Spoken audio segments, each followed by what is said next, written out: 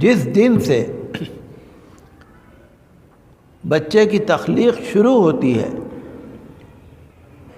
بچہ بننا شروع ہوتا ہے، اس دن سے لے کے اور جب تک انسان آخری سانس لیتا ہے، برابر جسم کے اندر نشو و نما ہوتی رہتی ہے۔ یہ جو ہمارا جسم ہے، اوپر سے دیکھنے میں آپ کو ایسا لگ رہا ہے اندر کی ساری مشینری اس کی مستقل چل رہی ہے، مستقل کام کر رہی ہے۔ دماغ ہے مستقل کام کر رہا ہے، دل ہے مسلسل کام کر رہا ہے، آپ کا لیور ہے، معدہ ہے، پیٹ ہے، دل ہے، گردہ ہے، جسم ہے، نسیں ہیں، آنتیں ہیں، جتنی بھی چیزیں ہیں۔ آپ سو جاتے ہیں لیکن آپ کا جسم نہیں سوتا، آپ کا دل نہیں سوتا، آپ کا دماغ نہیں سوتا۔ مسلسل جس دن سے بچہ ماں کے پیٹ میں بننا شروع ہوتا ہے، اس دن سے لے کر اور جس دن انسان زندگی کا آخری سانس لیتا ہے، اس دن تک مسلسل ہمارے انسان کے جسم کے اندر یہ مشینری کام کرتی رہتی۔ ہر چیز اللہ نے کہا تم اپنے اندر دیکھ لو۔ ہم تو یہ سمجھتے ہیں کہ بھئی بچہ چلو پیدا ہو گیا، پھر بڑا ہو گیا، لوگ یہ سمجھتے ہیں چلو اب تو جوان ہو گیا، اب تو کوئی کام نہیں ہے۔ نہیں، مسلسل عمر بھی بڑھتی رہتی ہے، انسان کا جسم بھی آگے کی طرف بڑھتا رہتا ہے، بچپن سے جوانی کی طرف، جوانی سے ادھیڑ عمر کی طرف، ادھیڑ عمر سے بڑھاپے کی طرف انسان چلتا رہتا ہے۔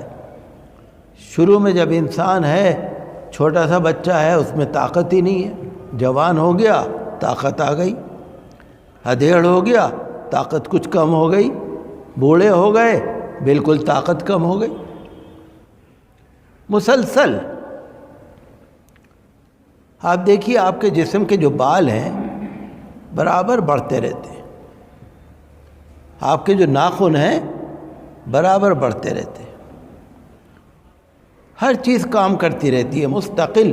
آپ جو کھانا کھا لیتے ہیں تو آپ تو کھانا کھا کے فارغ ہو گئے 10 منٹ میں، لیکن آپ کا جسم کام میں لگ گیا۔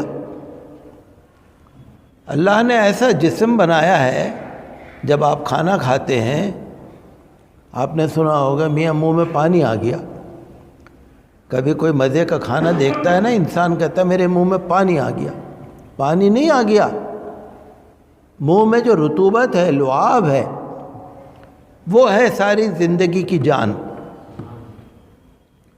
وہ پانی نہیں ہے، وہ لعاب ہے، وہ ہضم کے اندر مدد کرتا ہے۔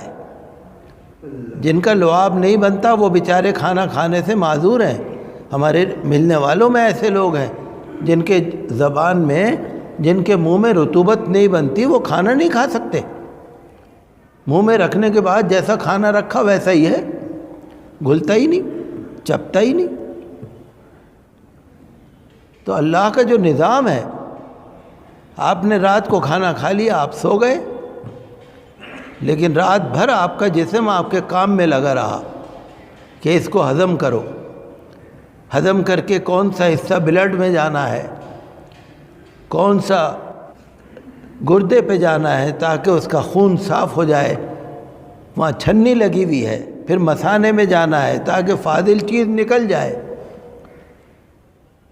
اللہ کا ایک نظام ہے، بہت بڑا نظام ہے، ہم لوگ تو جانتے نہیں ہیں، لیکن جو جاننے والے ہیں، جو ڈاکٹر ہیں، جو سائنسداں ہیں، کبھی آپ ان سے پوچھ کے دیکھیے کہ ہمارا جسم کیا ہے۔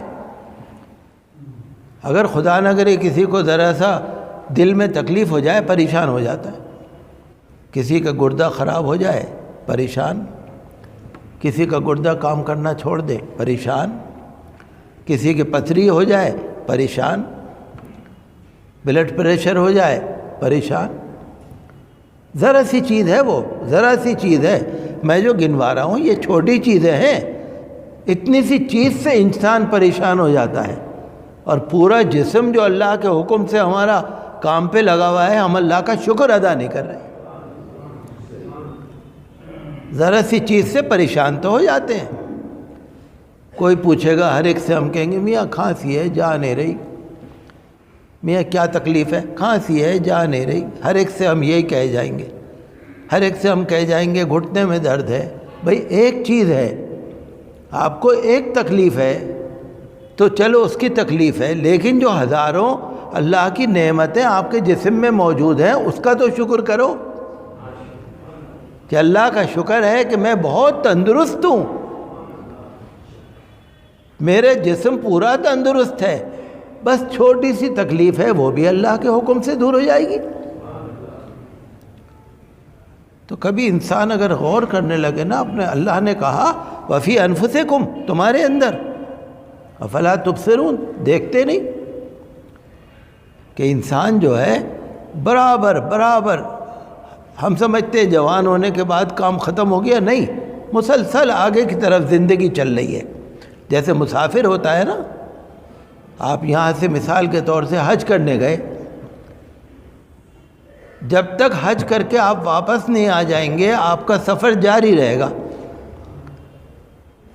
اسی طرح پر ہمارا زندگی کا سفر ہے.